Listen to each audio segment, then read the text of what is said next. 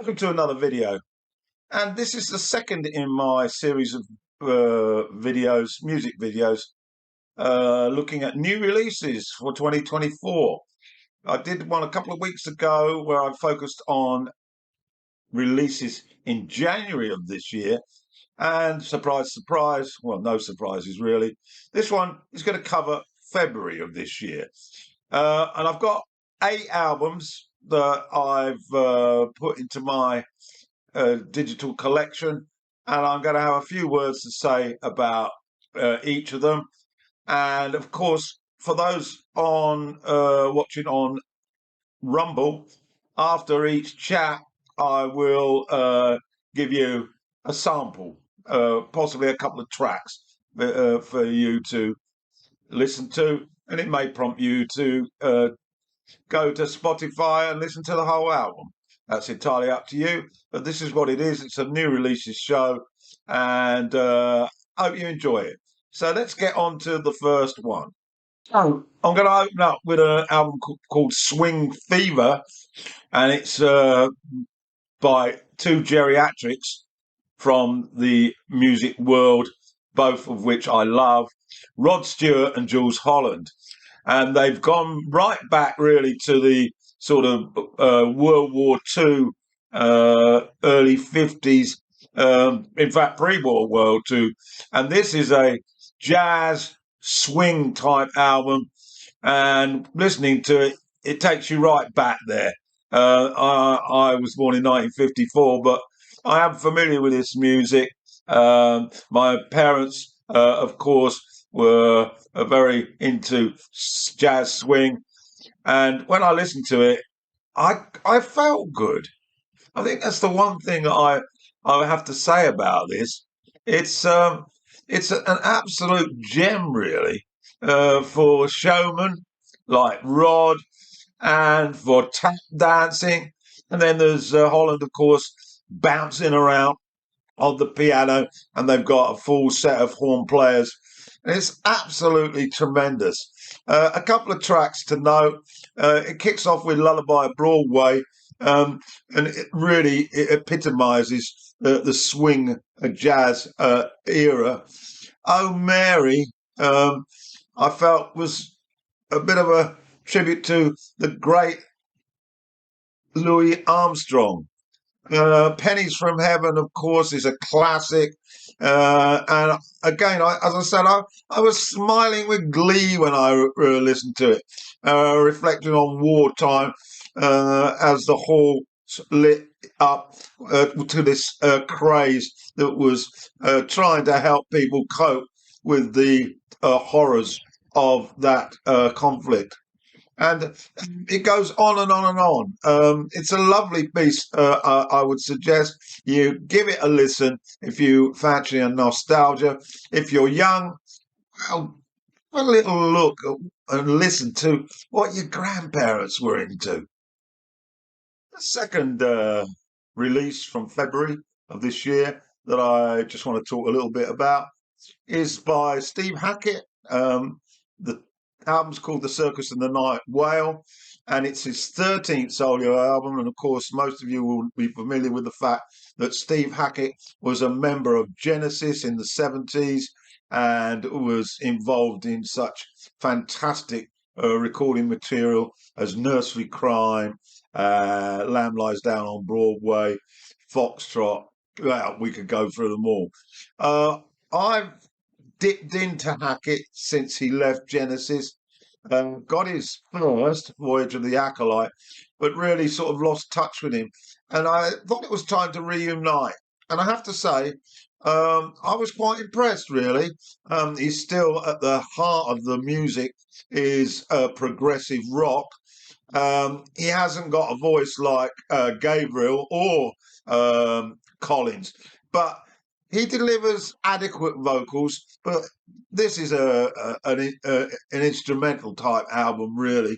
The focus is on very sort of not bombastic, but very dramatic style rock, which is very moving. And just a few tracks to reflect on. The opener is called People of the Smoke. And when I listened to it, I felt like I was sort of watching uh, a movie in the cinema and listening to the soundtrack. Lord of the Rings came to mind, and it's very much that progressive, orchestral tasting sound.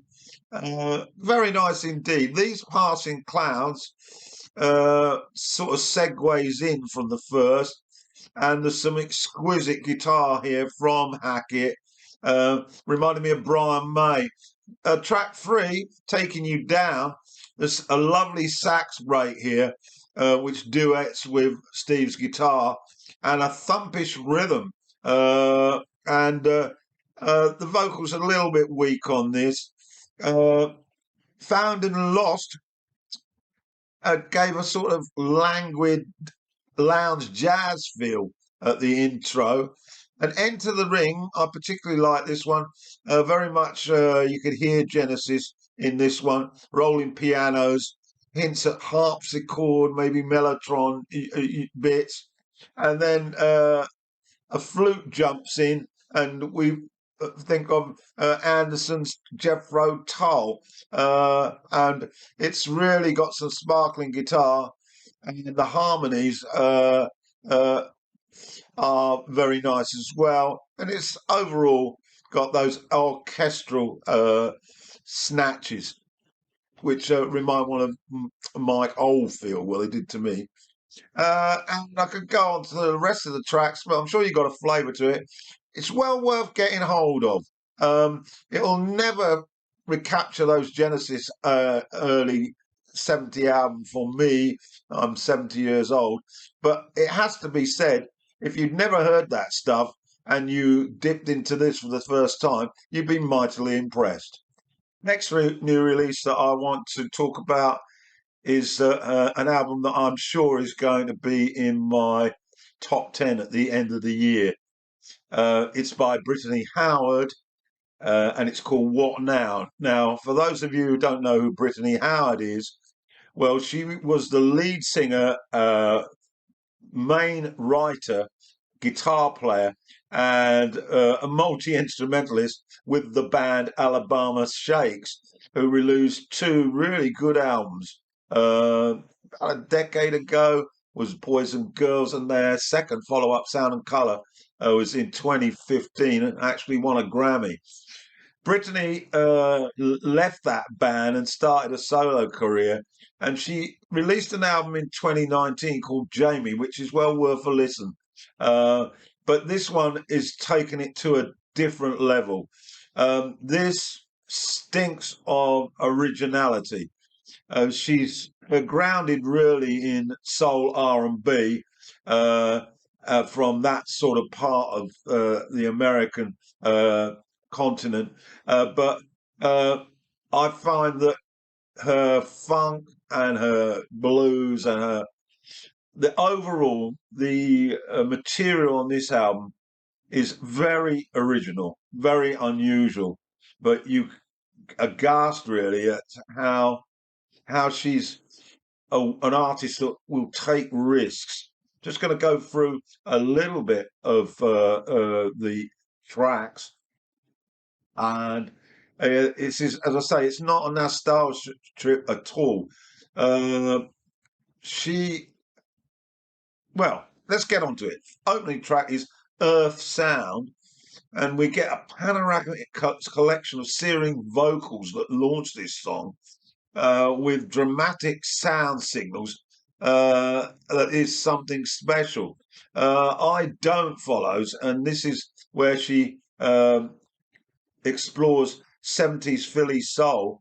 It's a bit of a slow burner at its heart, and there's a wonderful odyssey really to 60s soul with a beautiful slice of jazz guitar at the outro. What Now? Track 3 is very fast, very funky, very rhythmic. Reminded me a little bit of Rick James and Rufus to an extent, and you can throw in the meters as well. Track 4, Red Flag, and this slows the pace with some shuffling percussion. and it all sounds very refreshing. And it's got multi-track vocals on here, which is very sophisticated, really, for a relatively new artist. And this, she's able to present vocals that it, exhilarate with power and diversity. I could do the whole review here, but I won't. Get to listen to this one. It's an absolute cracker. What Now by Brittany Howard. So my fourth offering for February releases is an album by Real Estate, and it's called Daniel. I have heard this band before. They come out of New Jersey. In fact, it's their sixth recorded album, and I think I've got a couple of them. And I think they recorded this one in Nashville, and it certainly reflects that with a bit of a country flavour to their jangly sort of indie pop styles. Listened to this a couple of times. It didn't really shake the foundations much with me. It was all very pretty, and I'll just have a comment about a couple of our tracks. Um, there's some steel guitar on Haunted Word, which pricked my ears up. I liked Water Underground, some complex acoustic noodling here, with some nice hooks. And then Flowers really does bring out that country pop pedal steel feel. And then Interior, I started to think Big Star when I was listening to them, but up to date, modern style Big Star. So ambience is also evident on this album, but it's basically indie folk rock, really, and um, pleasant, pleasant, but maybe will be forgotten in a few days. Okay, my next offering here is an album by Blackberry Smoke, and it's called Be Right Here. This is very much country rock, southern rock. It's their eighth album, and when you listen to it, when I listened to it, I immediately sought comparisons with the 70s southern rock era, which I'm more familiar with. The Allman Brothers, Marshall Tucker, Grinders Switch, The Outlaws, all of those bands that I played to death in the early 70s. So I was constantly comparing. Very competent, this band. It's the final album with their drummer, who sadly passed away. Bill Britt Turner was his name. He passed away shortly after the album was completed. Um, this was really my first taste of this band, and a couple of tracks to comment on. Dig a Hole. It had a bit of a funky swagger about it, and I wallowed in this rock southern style nostalgia as I listened, uh, and it reminded me also how old I was. Uh, Hammer and the Nail, I could hear elements of Leonard Skinner playing their heart out here. And then my favourite track was Azalea. I hope I pronounced that right. A nice, delicate acoustic intro here, which jolted me into consciousness, and it conjured in images of the Doobies with their twin guitar giants, and also Stephen Stills. The keyboards added to a nice melody that worked. And final track, What You Know Good. Here we got slow blues, and reminded me of the Outlaws a little. And there was some nice bit of guitar, and the image of Dwayne Allman slapped me straight in the front of my forehead while I was listening to it. Good album, but again, is it a new? Not really. But one can't quibble with bands that want to rejuvenate the twin guitar sound from the southern states of America because it's absolutely first class um, blues rock. Next offering, we need to press on because I'm talking too much. This is an album called, here's my pronunciation, La Majeure na Yana Loran. In English, that's Women No Longer Cry, and it's by the Colombian diva Shakira. I've got a few of her albums, and when I listen to her, I really enjoy her delivery. And 7 years since her last record, and it's her 12th in total, and it reflects on a decade of upheaval in her life, her private life, and to an extent, her business life. There's a mix of new material and unreleased old material on here. Most of the album is in Spanish, and it's well, Shakira has a presence. Her vocal delivery dominate her albums, and this is no exception. Really, opens up with a bouncy puntera, and the second track is a very much an electronic dance sort of banger. It's called La Fira, and it features an artist called Biz Rap, who means nothing to me. Uh, Track four, Carhead. It's pulsing disco type beat. And on track five, which I'll put a list of the tracks because I can't pronounce this sound. It featured a Mexican act called Grupo Frontera, and it's very, very, very, very uh, full, full sound of this Latin style. Uh, it's a great album. I'm not that familiar yet, but it's a great album. Whether it's as good as her Fugition Oral, which was an album that I bought about 15 years ago, probably not. But you always get what you expect with Shakira. She's a tremendous act, apparently absolutely brilliant live. Comparable to some of those other divas like Beyonce Knowles, etc. But there it is, the latest album by Shakira. If you're into Latin dance, disco music, then give it a shout. Your next choice is a very interesting album. It's called Rhapsody in Blue, and it's by Bella Fleck. Now, any of you familiar with Bella Fleck will know he's one of the greatest banjo players on the planet.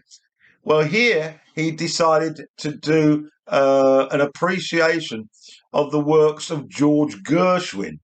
And this album, Rhapsody in Blue, has multiple versions of that piece of music. One devoted to bluegrass. In a second track brings in a symphonic orchestra, and then there's a piece for solo banjo and a progressive blues piece, and one finally adapted to piano. It's really for connoisseurs, this one. It's definitely for people who require a music lesson on the art of improvisation of great works. Um, for me, it was more like a bit of background music, really, that sort of drifts along whilst you're sort of perhaps doing the lunch or the dinner. But nevertheless, one can't criticize the content because he's clearly at the top of his game. Uh, in a very humid afternoon, I listened to this one, and it allowed ones to sort of chill out to the moment.